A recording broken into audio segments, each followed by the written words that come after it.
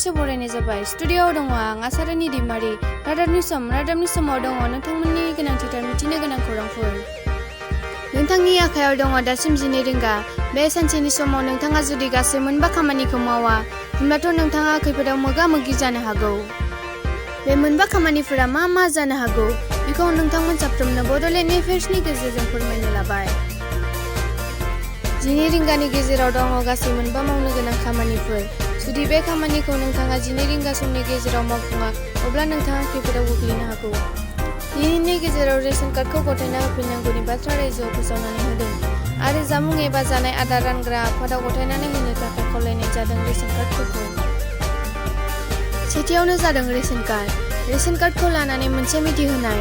आर्थिक अबस्थायाव मोजां सोरखारि साख्रि गोनां, बोसोरारि आय 1 लाखनिख्रुइबो बांसिन जानाय नखरफोरनि सायाव आरो खब्रै साखानि गारि गोनां बिगोमाफोरा गथायनानै होनांगौ रेशन कार्ड। अबहेला खालामनायफोरनि सायाव गोब्रायै। अबहेला आरो मानियै सुबुंफोरनि हेंथायै गोरा खालामगोन। शिबसागरनि खुंथाय बिफान बेनि राहा नागिरनानै फोसावनानै होदों मोनसे गोब्राब फोरमायथि आरो सोलायनाय जागोन मोननै बेंकनि IFSC क'ड नाम्बार।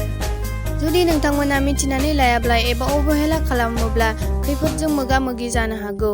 बैफोर बेंकफोरा जाबाय कानारा बेंक आरो सिन्डिकेट बेंक।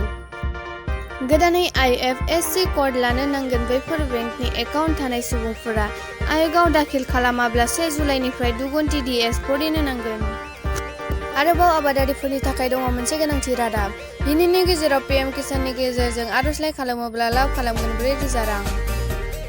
दासिमहालागै नरेन्द्र मदिआ जिहेतु आबादारिफोरनि थाखाय गोनांथार आसनि लादोंमोन PM किसान सन्माननि हेफाजाबै।